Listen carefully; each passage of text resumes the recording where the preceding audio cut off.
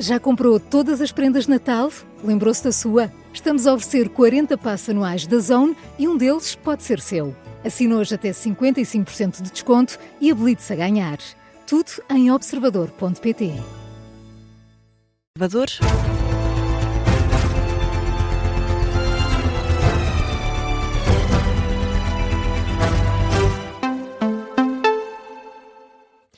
Jornal das 3 com a edição do Miguel Videira. E Miguel, arrancamos este jornal com as presidenciais. Henrique Gouveia Melo sugere que Luís Marques Mendes devia ter pedido a suspensão do lugar no Conselho de Estado assim que decidiu avançar com uma candidatura à presidência da República. Uma opinião expressa a pretexto da reunião convocada por Marcelo Rebelo de Sousa sobre a Ucrânia para o próximo dia 9 de janeiro, em plena campanha para as presidenciais.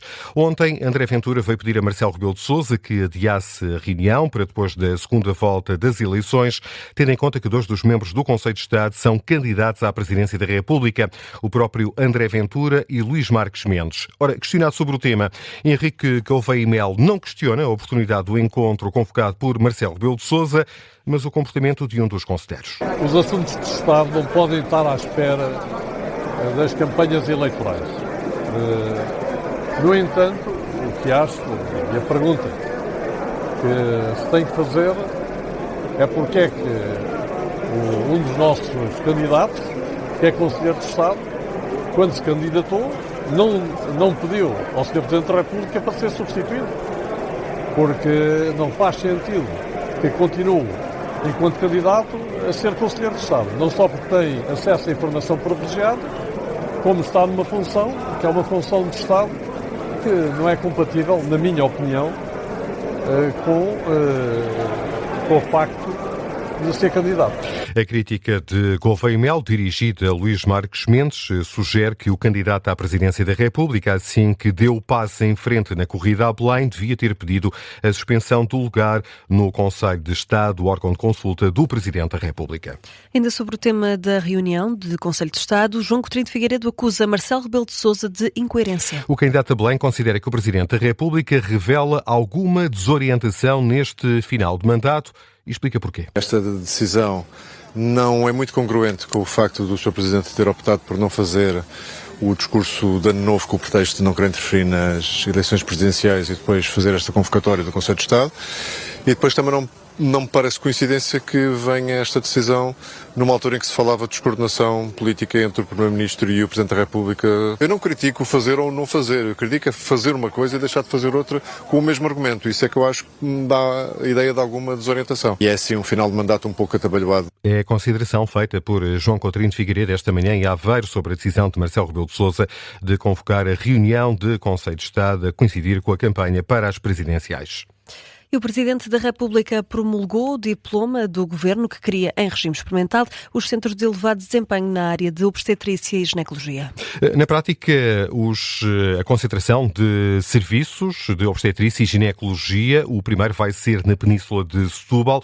O Hospital Garcia de Horta vai concentrar estes serviços dos hospitais de Setúbal e do Barreiro. Ora, numa nota publicada no site da Presidência, Marcelo Rebelo de Sousa espera que esta solução, agora encontrada pelo Executivo, abra perspectivas sistémicas e duradouras para melhorar o SNS. O SNS é isso que se lê na página da Presidência.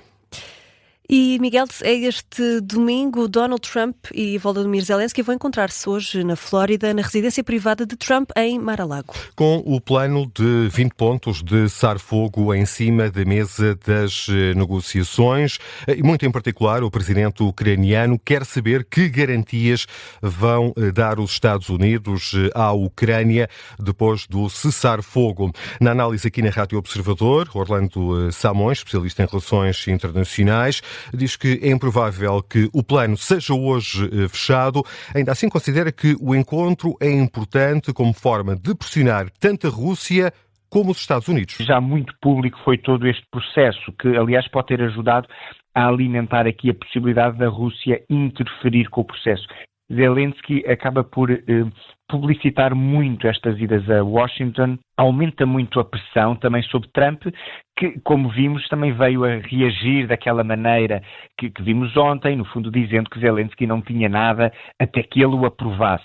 Ou seja, tentando voltar um bocadinho a uma estaca zero, também porque quer manter a ligação e as boas relações com Putin. Orlando Samões, esteve esta manhã aqui na antena do Observador a perspectivar este encontro entre Volodymyr Zelensky e Donald Trump, o presidente ucraniano, que ontem conversou com Ursula von der Leyen e também com vários líderes europeus, incluindo o chanceler alemão Friedrich Merz, com garantias de apoio por parte da União Europeia e da Europa ao esforço de guerra da Ucrânia na defesa contra a ofensiva russa. Não há hora para o encontro de hoje entre Trump e Zelensky, mas há a expectativa que possa ocorrer por volta das 20h, hora de Lisboa.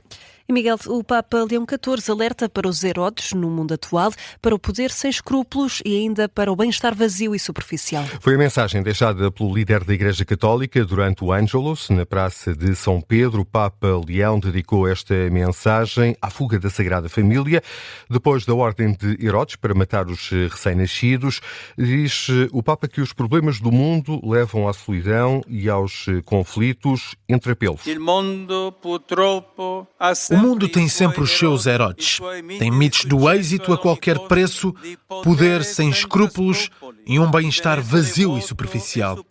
E frequentemente resultam em solidão, desespero, divisões e conflitos. Não deixemos que estes atos sufoquem a chama de amor das famílias cristãs.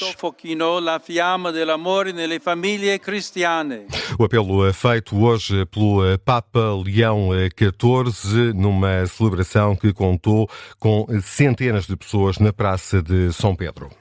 Noutros temas, o ator Rui de Carvalho sofreu um infarto do miocárdio e está hospitalizado desde sexta-feira. É isso que revela a filha do ator, Paula Carvalho, em declarações à agência Lusa. Explica que o pai sentiu-se mal e foi internado. Depois de realizar-se exames, percebeu-se que tinha sofrido um ligeiro infarto.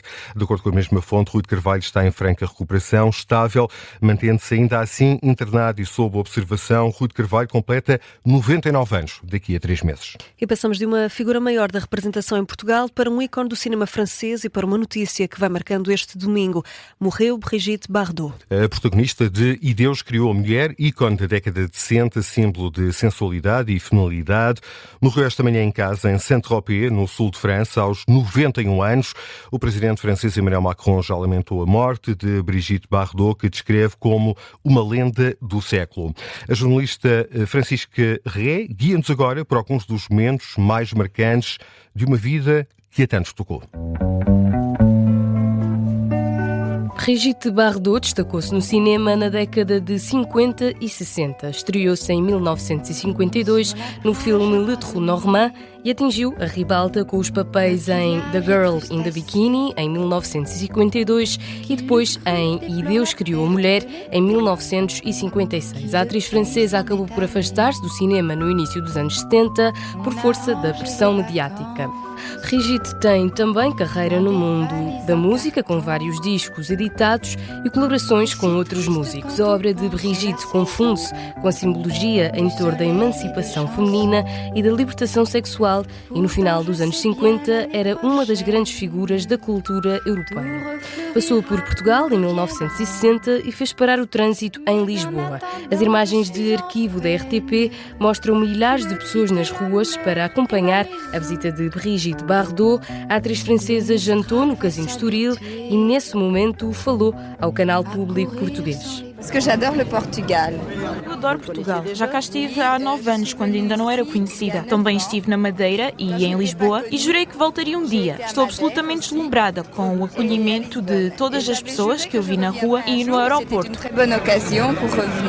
Foi há 65 anos esta entrevista na RTP. Brigitte Bardot teve uma vida no estrelato, mas cedo quis afastar-se dos holofotes. Já fora do grande ecrã, dedicou-se à defesa e sensibilização para os direitos dos animais através de uma fundação criada pela própria em 1986. Nos últimos anos, acumulou polémicas devido a posições políticas e nos últimos meses de vida sofreu várias intervenções médicas no sul de França. Morreu aos 91 anos, com um legado eterno na cultura francesa. Francisca Ré, com alguns dos momentos do trajeto de vida de Brigitte Bardot, diversos, como aqui percebemos. O ícone do cinema francês e mundial morreu hoje, esta manhã. Tinha 91 anos. Passamos ao desporto. Francesco Farioli quer uma equipa atenta e competitiva para abordar a partida de amanhã com o Aves. O treinador do Porto fez há pouco a antevisão desse encontro e disse que não há jogos que permitam relaxar.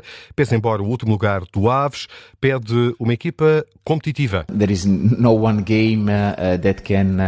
Não há jogos que nos permitam relaxar e o de amanhã é outro exemplo. Teremos de estar atentos, competitivos, até porque vimos de uma semana sem jogos, que é um cenário pouco habitual. O que posso dizer é que nas últimas sessões de treino os jogadores voltaram com vontade e energia e amanhã teremos de ser capazes de transmitir essas sensações para dentro de campo e conseguir um bom resultado.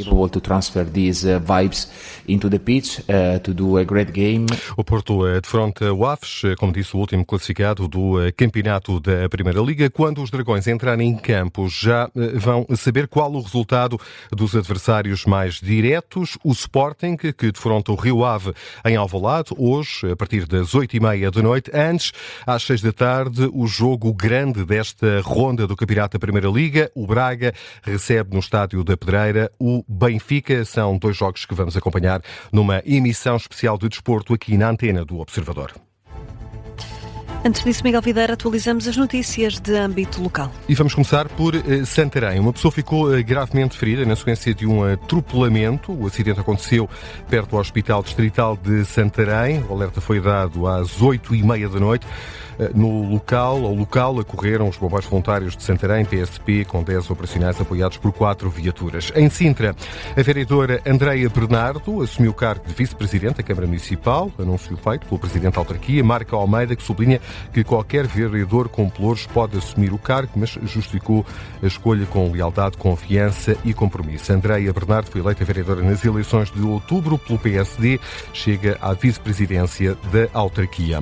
A Universidade de Aveiro recebeu a visita do embaixador da Índia em Portugal. A visita, de caráter institucional, tem por objetivo reforçar os laços de cooperação entre a Universidade de Aveiro e o Estado indiano. O encontro incluiu os habituais cumprimentos institucionais e abordou o investimento no reforço da cooperação académica, científica e institucional entre a Universidade de Aveiro e o Estado indiano. Já em Matosinhos, a ampliação do terminal do Porto de Leixões vai ter um impacto muito significativo na paisagem da cidade. É pelo menos a conclusão de um estudo sobre o impacto ambiental da obra. Em causa da altura da linha de contentores, que será visível de vários pontos e campos de visão, na cidade de Matosinhos serão visíveis desde a praia até ao Castelo do Queijo. Em Leiria, está a decorrer uma venda de lotes no Parque Empresarial de Monte Redondo. A Asta Pública conta com 5 lotes, com áreas entre os 4.000 e os 8.000 metros quadrados. Os valores de licitação variam entre os 116 mil euros e os 200 mil. E para terminar, o Moinho de Maré de Corroios, no concelho do Seixal, vai receber no dia 30 de dezembro, terça-feira, uma visita associada à exposição 600 anos de moagem no Moinho de Maré de Corroios. O público vai poder conhecer de perto um dos moinhos mais antigos de Portugal e entender como a energia das marés foi usada na atividade moageira durante séculos. A exposição retrata os 600 anos de atividade do moinho e integra ilustrações de Mafalda Paiva e Xavier Pita. A visita ao público decorre entre as 10 da manhã e as 5 da tarde. A entrada é livre. Miguel Videira com o Jornal das 3.